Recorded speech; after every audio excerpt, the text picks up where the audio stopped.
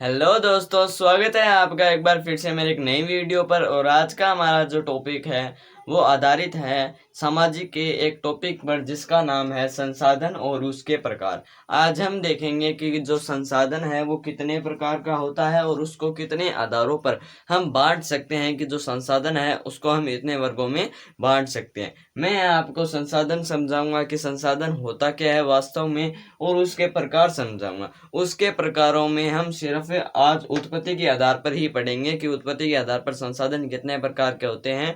आगे की वीडियोज में हम हमारे जो अगले टॉपिक है उनको कंटिन्यू करेंगे। ठीक है, तो अभी तक आपने अगर मेरे चैनल को सब्सक्राइब नहीं किया है तो मेरे चैनल को सब्सक्राइब कर लीजिए और बेल आइकन को जरूर प्रेस कर दिए ताकि आपके पास हर वीडियो का नोटिफिकेशन मिल जाए जैसे ही मैं कोई न कोई वीडियो अपलोड करता हूँ। ठीक है, तो टॉपिक का नाम है संसाधन। ठीक है, संसाधन। अब संसाधन होता क्या है। अब आप जैसे ही मान लीजिए अब लॉकडाउन हुआ तो लॉकडाउन में आपको अपनी पढ़ाई करने के लिए कोई वस्तु नहीं मिली, आपको समझाने वाला कोई नहीं मिला। ठीक है, क्योंकि टीचर तो नहीं पढ़ा रहे थे, तो आपको समझाने के लिए आपकी जरूरत बना आपका मोबाइल। ठीक है, पहले तो स्कूलों में मोबाइल को निकालते थे लेकिन अब ऑनलाइन क्लास के जरिए ऑनलाइन क्लास मोबाइल के जरिए होती थी, तो मोबाइल हमारी एक ज़रूरत बन गया। मोबाइल के बिना हम अपनी पढ़ाई कंटिन्यू नहीं रख सकते थे, तो मोबाइल उस समय हमारा एक संसाधन था जिसने हमारी एक ज़रूरत पूरी की थी। तो एक ऐसी वस्तु जो हमारी मतलब आवश्यकता को पूरी करती है वो संसाधन है। जैसे लॉकडाउन में आपकी पढ़ाई को कंटिन्यू रखने के लिए आपके मोबाइल ने आपकी पढ़ाई को जारी रखा, बरकरार रखा। अगर ये मोबाइल नहीं होता तो आपकी पढ़ाई नहीं चलती, आपकी पढ़ाई रुक जाती। तो ऐसे ही बार बार हमारी जो कई वस्तुएं होती है जो हमारी आवश्यकता की पूर्ति करती है उन्हें हम कहते हैं संसाधन। क्या कहते हैं? उन्हें हम कहते हैं संसाधन। ठीक है, तो संसाधन एक ऐसी वस्तु जो हमारी आवश्यकता की पूर्ति करती है उसे हम संसाधन कहते हैं, चाहे वो वस्तु कैसी भी हो। ठीक है, हमारी आवश्यकता की जो पूर्ति करती है ना वही हम संसाधन कह देंगे। तो संसाधन की जो सरल परिभाषा है वो मैंने यहाँ पे लिख रखी है। वह जो वस्तु हमारी आवश्यकता की पूर्ति करती है या जो हमारी आवश्यकता को पूरी करती है उसे हम संसाधन कहते हैं। जैसे लॉकडाउन में मैंने आपको बताया था कि मोबाइल हमारी ज़रूरत बना, हमारी एक आवश्यकता को पूरा करने वाला एक यंत्र बना, तो उसे हम संसाधन कह सकते हैं। इसी तरह गाड़ियां चलाने के लिए पेट्रोल आवश्यक होता है, तो वो उसके लिए एक ज़रूरत है, वो गाड़ियों के लिए आवश्यक है, इसलिए वो गाड़ियों के लिए एक संसाधन है जो हमारी आवश्यकता को पूरा करता हो, चाहे वो कुछ भी हो, वो एक संसाधन है। जैसे जल हमारी प्यास की पूर्ति करता है तो वो उससे हम संसाधन कह सकते हैं। भोजन भी एक संसाधन है क्योंकि वो हमारे मतलब पेट की पूरी करता है, हमारी आवश्यकता को पूरा करता है। भोजन पकाने के लिए हमें ईंधन चाहिए, गैस सिलेंडर चाहिए, तो वो भी एक संसाधन है। हमारी आवश्यकता को पूरा करने वाला कोई भी साधन, कोई भी वस्तु, वो सिर्फ संसाधन ही कहलाएगी। ठीक है, तो संसाधन एक ऐसी वस्तु है जो हमारी आवश्यकता की पूर्ति करती है। ठीक है, अब संसाधन को हम अगर प्रकार देखें तो संसाधन को 4 आधारों पर बांटा गया है, यानी 4 आधारों पर बांटा गया है। 4 आधार लिए गए हैं कि इन आधारों पर हम संसाधन को वर्गों में बांट सकते हैं। तो पहला अपना आधार है उत्पत्ति के आधार पर, यानी उनका जन्म कैसे हुआ है। उनका जन्म प्रकृति द्वारा हुआ है या मानव द्वारा हुआ है। उनका जन्म उत्पत्ति का मतलब होता है उत्पन्न होना। उत्पत्ति कैसी हुई है उनकी, क्या उनमें जीव है, क्या उनमें जीव नहीं है, क्या उनमें सांस वगैरह की प्रक्रिया चलती है, क्या उनमें सांस वगैरह की प्रक्रिया नहीं चलती। तो इस आधार पर उत्पत्ति के आधार पर बांटा गया है। दूसरा आता है समाप्ति के आधार पर। समाप्ति के आधार पर मेरा आशय है कि इसका आशय है कि ये कब समाप्त होगा, क्या ये समाप्त होता है, क्या ये समाप्त नहीं होता है। इस आधार पर इसको संसाधनों को वर्गों में बांटा गया। जो समाप्त नहीं होते उसको कोई और में रखा गया, जो समाप्त होते हैं उसको किसी और में रखा गया। अगला आता है विकास के स्तर पर कि कौन सा विकास कितना कर रहा है, उसके आधार पर संसाधन बांटा गया। दूसरा आता है, चौथा आता है अपना स्वामित्व के आधार पर। स्वामित्व के आधार पर मतलब इसका आशय है कि कौन कितने आदमी इसका स्वामित्व कर रहे हैं। जैसे आपका घर है तो आपके घर के केवल आप ही हो, मालिक हो, तो स्वामित्व आप कर रहे हैं, तो ये एक अकेले का संसाधन हो गया। आपके घर के पास कोई सार्वजनिक पार्क है तो उसका जो मतलब संचालन है वो पूरा समुदाय कर रहा है, तो उसका पूरा जो मतलब स्वामित्व है वो समुदाय का हो गया। हमारे जो पानी है, हमारी जो नदियां हैं, उनका संचालन हमारा देश करता है तो वो पूरे देश का हो गया। हमारी जो कई बाहर है, जो हमारे देश से बाहर स्थित है परंतु उनको कोई भी देश हाथ नहीं लगा सकता, कोई भी उनका उपयोग नहीं कर सकता, वो अंतर्राष्ट्रीय है। तो इसी तरह मतलब स्वामित्व के आधार पर भी संसाधनों को बांटा गया है। अब देखते हैं हम उत्पत्ति के आधार पर कितने भागों में बांटा गया है।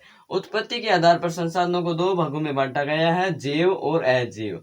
जो जीवन वाले हैं वो इसमें आएंगे, जो जीवन नहीं है जिनमें वो इसमें आएंगे। अब बात करते हैं समाप्ति के आधार। ये संसाधन में एकदम डिटेल में समझाऊंगा, एकदम डिटेल में आज ही समझाऊंगा, ठीक है, अगली क्लासों में ये समझेंगे। ये थोड़े थोड़े समझ लेते हैं। तो समाप्ति के आधार पर संसाधन का मतलब है नवीकरणीय। नवीकरणीय मतलब जिनका हम नया कर सकते हैं। इनका दूसरा नाम है गैर परंपरागत, गैर परंपरागत, और इनका नाम है परंपरागत। ये जो संसाधन होते हैं इनको एक बार उपयोग लेने के पश्चात हम इनका पुनः निर्माण कर सकते हैं, लेकिन ये जो संसाधन होते हैं इनका एक बार निर्माण करने के बाद ये खत्म हो जाते हैं। उदाहरण के लिए पेट्रोल। पेट्रोल आप एक बार गाड़ी में डलाते हैं, दूसरी बार डलवाना पड़ता है, वो वापस नहीं आता है, तो इसीलिए वो अनवीकरणीय संसाधन है। अगला आता है विकास के स्तर पर कि कौन सा कितना विकास कर रहा है। तो संभावी अलग होता है, विकसित अलग होता है, भंडार अलग होता है, संचित कोष अलग होता है, ठीक है, वो मैं आगे की वीडियोज में समझाऊंगा। मेरे चैनल को जरूर सब्सक्राइब कर देना ताकि आपके पास इनका नोटिफिकेशन मिल जाए। अगला है स्वामित्व के आधार पर, यानी व्यक्तिगत। व्यक्तिगत मतलब आपका घर, जो आप केवल एक ही व्यक्ति हो। सामुदायिक मतलब 2 से ज्यादा हो। राष्ट्रीय मतलब जो देश के अधीन हो। अंतरराष्ट्रीय मतलब जो देशों की संस्थाओं के अधीन हो, जिनको अनुमति के बिना यूज नहीं किया जा सकता, ठीक है। तो अब हम पढ़ते हैं डिटेल में कि जो उत्पत्ति के आधार पर संसाधन है वो कितने प्रकार के होते हैं। मैं एक बार इसको ऐसे ही बताऊंगा, ठीक है।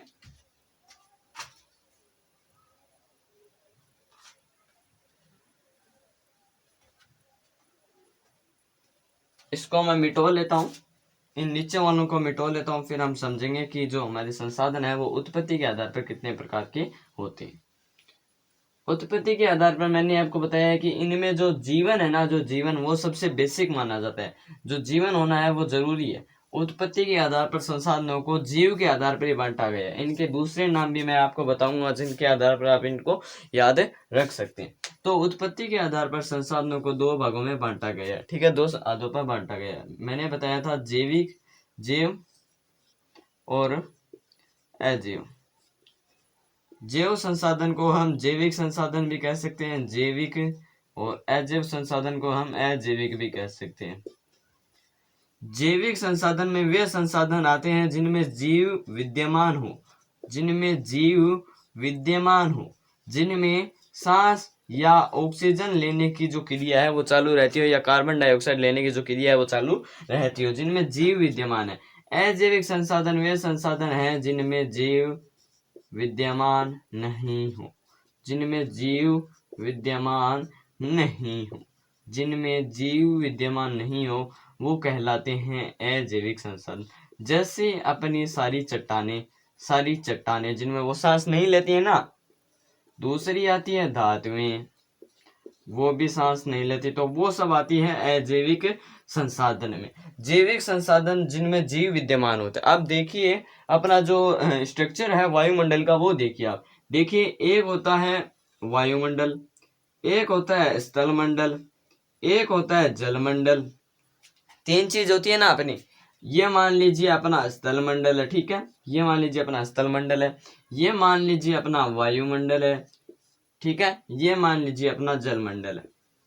अब ये जो है ना, ये यहाँ पे वाला जो भाग है ना, यहाँ वाला भाग, ये इसमें भी आ रहा है, इसमें भी आ रहा है, इसमें भी आ रहा है, तीनों में आ रहा है ना। तो ये क्या है, ये जीव मंडल है। ये जीव मंडल है जहां पर एक जीव की उत्पत्ति होती है, जहां पर एक जीव का विकास होता है। क्योंकि आपको पता है कि एक जीव का विकास बिना जल के, बिना स्थल के, बिना वायु के नहीं हो सकता। तीनों में से अगर एक की भी कमी है तो उस वहां पर जीव संभव नहीं है।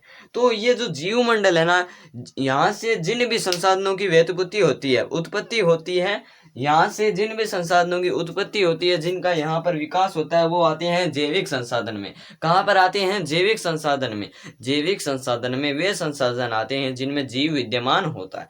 जैसे ये जो भाग है, यहाँ पर जितने भी लोग रहते हैं, मान लीजिए गाय रहती है, भैंस रहती है, बकरी रहती है, कुत्ता रहता है, मानव रहता है, ठीक है, तो ये सब जैविक संसाधन है। पशु रहते हैं, पक्षी रहते हैं, जैसे चिड़िया रहती है, ठीक है, चील रहती है।